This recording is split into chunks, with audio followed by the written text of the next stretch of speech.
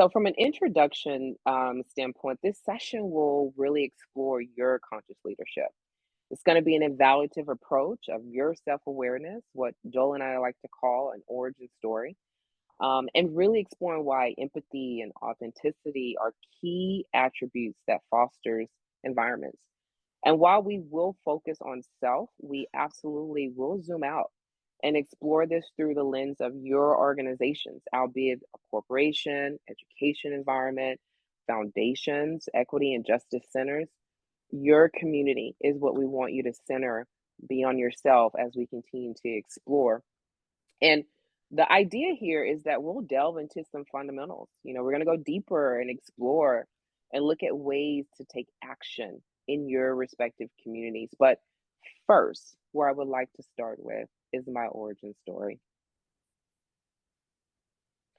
So, note here on this slide, my origin story is interwoven. I am an achievement enabler, and if there's anything you take away from me today, that is certainly who I am at my core. I come from a working class family. We were taught the importance of earning, and the stability and creating community, being of service, being heads down, getting things done with humility, a family of faith. I started my education in Germany, in Nuremberg, which is West Germany. A father that was in the military. I often was the only minority in that space. Our family was the only minority family in our village. I was the only African American or Black child on a military base Or in the classroom. And my landlord was my friend because of that in our village. Now, fast forward that, I was a community activist at the age of 12. I was trusted to give my first speech in a community. By 25, led my first team, was not the best leader as I was transactional, focused on getting the work done and less focused on who was doing the work. I became the first and only in my career over time. Also became consciously aware of my fear of failure as a leader and began to love the opportunities to nurture and grow the communities in which I led. This is a part of my origin story, and one of which I hope you bring to your mind as you're thinking about who you are and who you've been on your own leadership journey. So, where we're going to start in this journey is really looking at foundation, the foundation of the importance of inclusion and belonging. Then we're going to connect the dots through a research study that we conducted with leaders, and particularly Joel. And of course, we'll have some experiential learning because we're in a learning environment and we're going to create that both online and in person. And then we will look at ways by which we will take action because we do want to move from awareness into action in our own learnings and how to bring that forth to our respective organizations and in our respective communities. So let's start looking at um, this definition of culture to ground us in what may be some common language. So, what is culture? No, it's a system of learned and shared beliefs and languages and norms. And I underscore values that we each individually bring into an organization. And then there are the organizational values as well, the symbols of the groups that identify with the ways by which we get things done inside of an organization. That's culture. And believe it or not, we're constantly contributing to a culture. And yes, there are subcultures within an organization and within communities, and we individually are contributing to those. Now, belonging, right, takes on a different connotation here, which is about that feeling of affinity when you're in that culture, that you're in a place or a group or a situation, right? And you have a realization that you actually may fit in to the culture that you're contributing to. Belonging is the space where you can be yourself, you can thrive, you can feel good. I start with this language because it is really important to just kind of fundamentally understand what we're talking about when we're saying we are, in fact, wanting to be intentional leaders, creating a culture of belonging. Now, through my research, on the next slide, I took a closer look at belonging and I came across this figure, which takes gives a little bit of a take on Maslow's hierarchy of needs, which is a psychological motivation theory, as we all come to understand, that presents a set of human needs, explains how the needs of humans may be interrelated and arranged in an orderly hierarchical flow. Why is this important? The theory assumes that once the lower level, right, needs are met, individuals can then focus on satisfying higher level needs such as safety and security and self-esteem and self-actualization. And as you denote here, that sense of belonging. Now, I would love for us to just start in some initial quick table sharing, and I would want you all to observe this chart. What are you seeing? What's important to call out, and especially when I saw this arc of moving up and through, is the self-actualization is one part which we all individually own when it comes to how we're contributing to a culture. But then when you're a group of individuals in a culture, that love and belongingness, it stems from the individual and it moves out.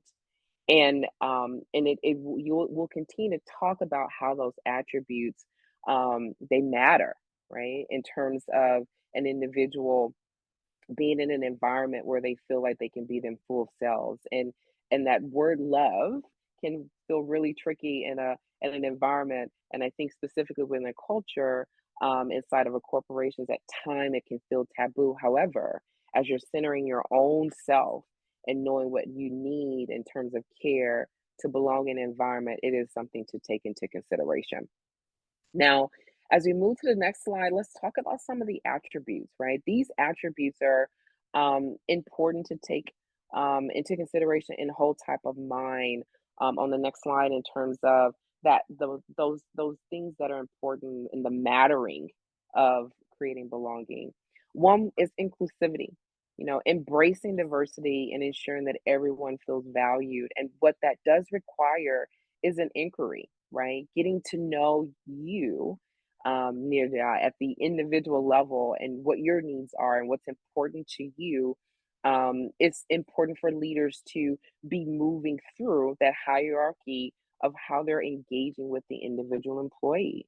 Psychological safety, you've heard that already, right? In terms of creating that environment where individuals, they feel safe to express themselves, right? Meaning they have a perspective, they have a point of view. And how is the leader in that environment taking that into consideration when they're creating spaces for people to provide value and dialogue in a given space? Mutual respect. Now, this is one that I think when you talk about your personal values and your own origin story and how it informs how even you as a leader show up in environment is important, because respect means something different to everyone.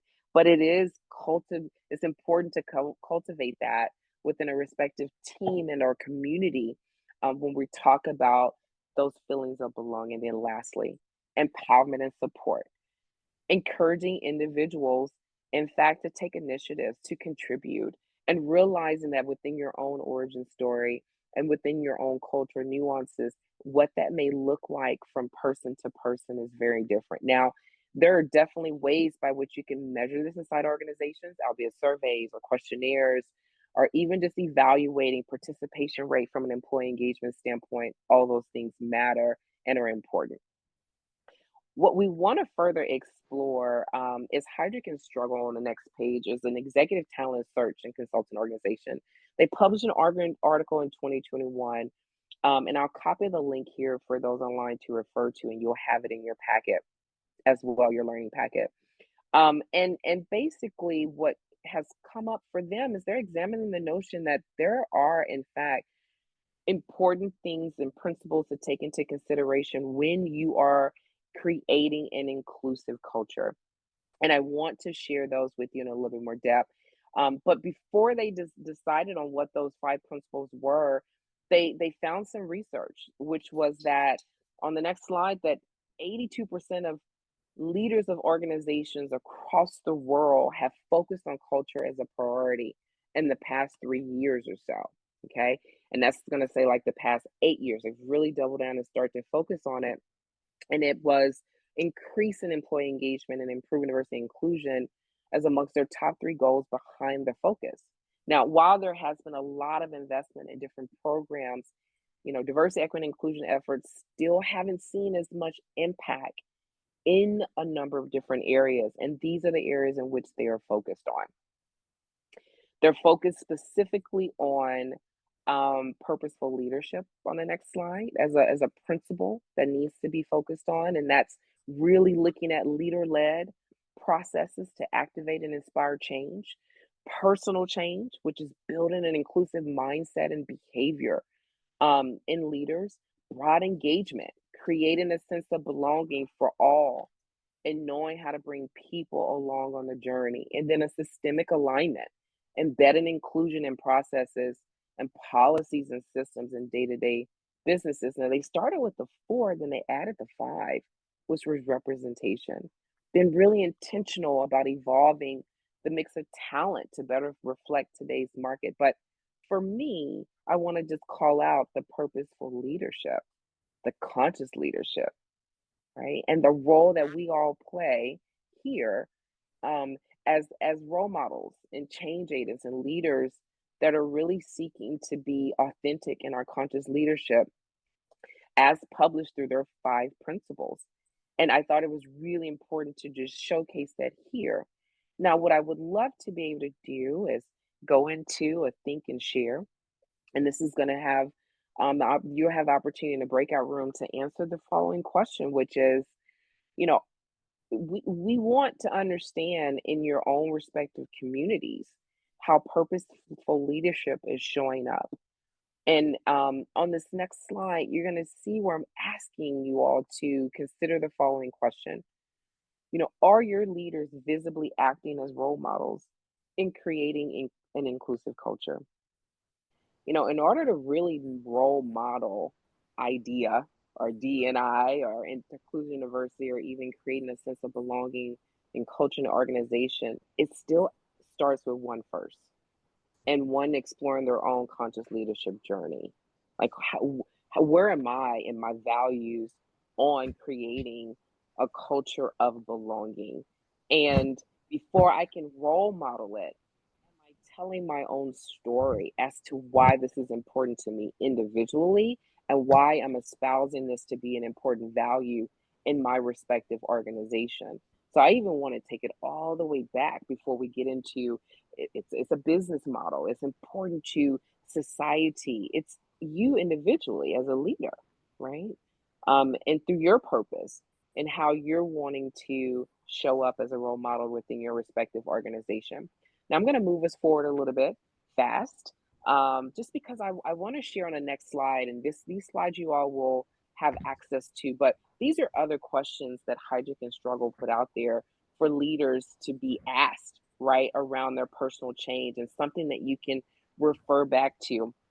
But where I want to give time to Joel around is the fact that we did a research study in an organization to create the personas of individuals that was sharing, right, their leadership journey on becoming a conscious leader and the importance of creating a culture or belonging inside their respective organizations. And so as a part of moving us through the journey today, I want us to prepare ourselves for the research study, and then we're going to move into further experiential learning for all to absorb this information. So, Poi, if you can move us a couple of slides forward, and Joel, I'm going to invite you up to share more about the research study that we conducted and why it was important to inform this discussion. So thanks, Shawntee. As I said, Shawntee and I have worked together, and we were designing a little bit of this session, and we said, let's really go out there and listen. So Mies, this is probably similar to what you encourage a lot of people to do.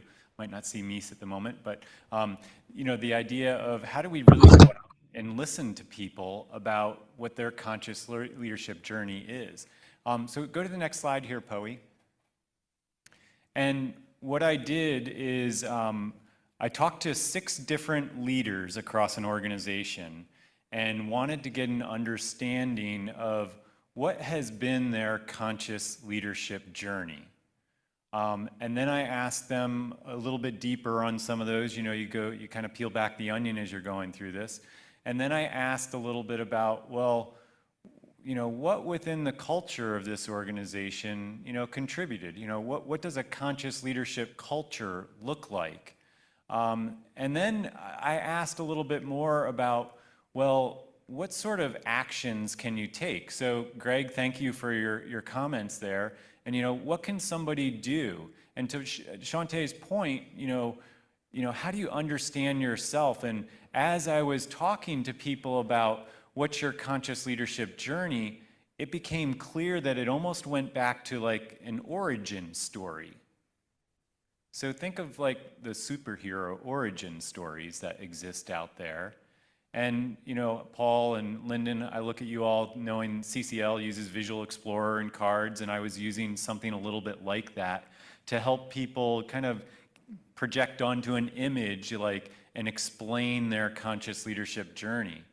And so this first one was an HR leader, and I'll just talk to a few of these, and you'll have access to the slides here later. But this first leader talked about how they were a young professional, 21, 22 years old. They loved their work. It was purposeful work.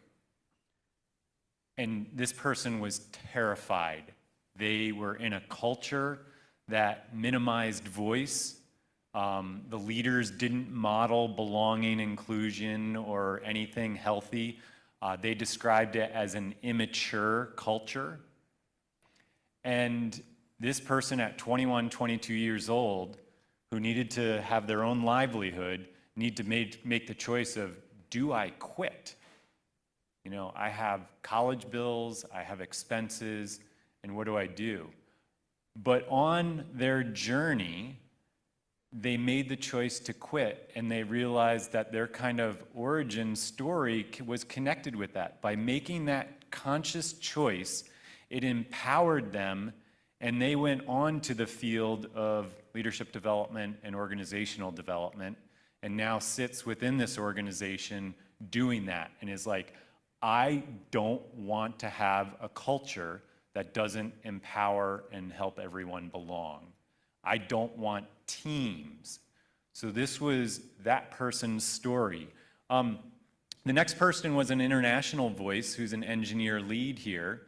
And you can see some of the words that are up there, but this person's parents actually, this person said it. They said, I don't think I would have gotten back to my parents' influence on my journey had we not gone through this process. And they went back to their mom, who ran a catering business out of their house in India, and the mom interacted equally with everyone with curiosity.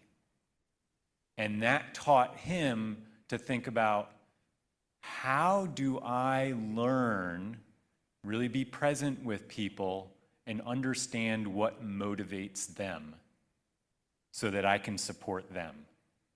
And that's a fundamental human connection, person to person, that he learned from his mom. He's like, I would have never gotten that. Next slide.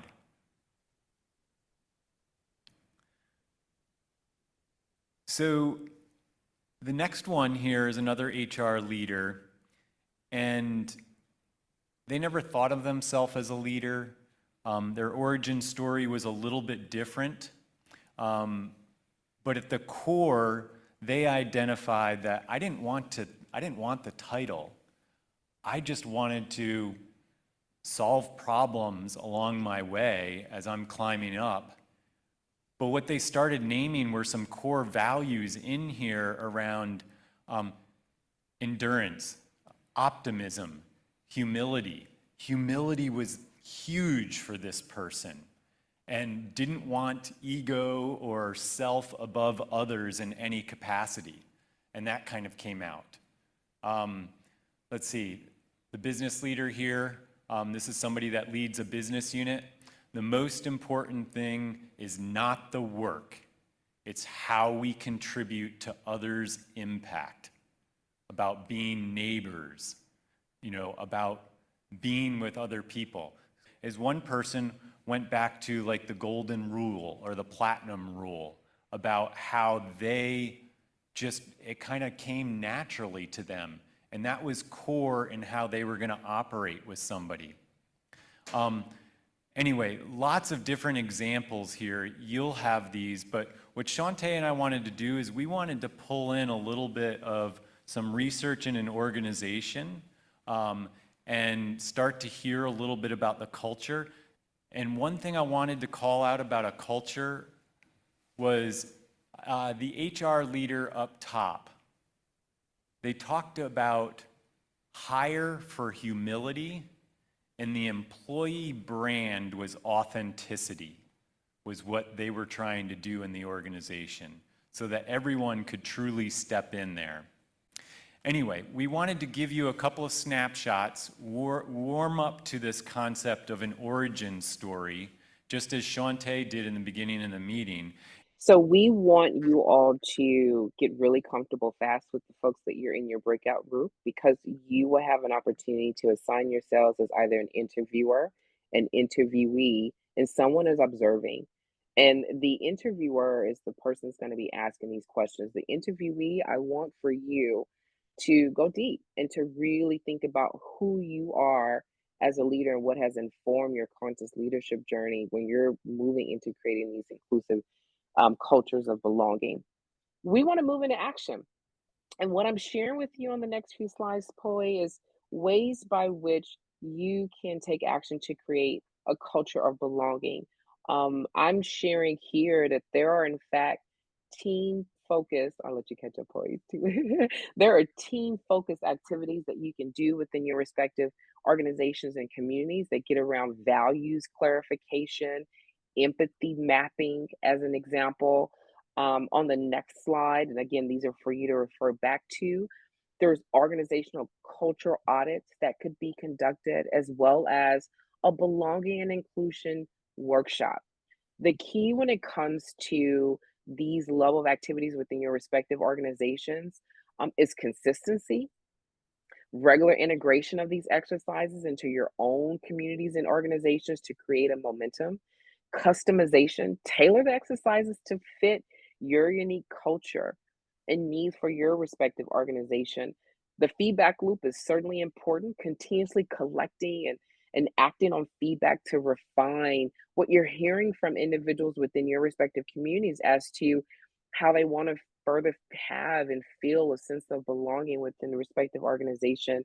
And then lastly, you all as leaders, the leadership's commitment to ensuring that they're actively participating and modeling the behaviors that are expected and really building this culture of inclusion. So as we conclude, Joel and I thought very intentionally about your role and your next steps. Final slide. We want you all to really think about your origin story and to begin storytelling. Identify a mentor, a mentee of your own team, and share your own story.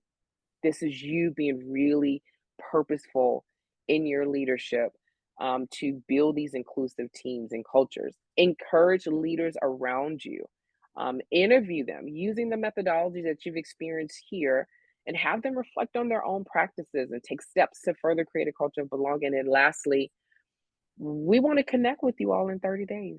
We're going to create a learning environment beyond the summit where we want to come back and bring some of you all that may be interested in participating on where you have moved through your journey as a conscious leader to create this culture of belonging, but then also what are the things that you've implemented within your respective communities and organizations to really further help move towards what we are suggesting here, which is acting purposefully as a leader in your organization to build a culture of belonging.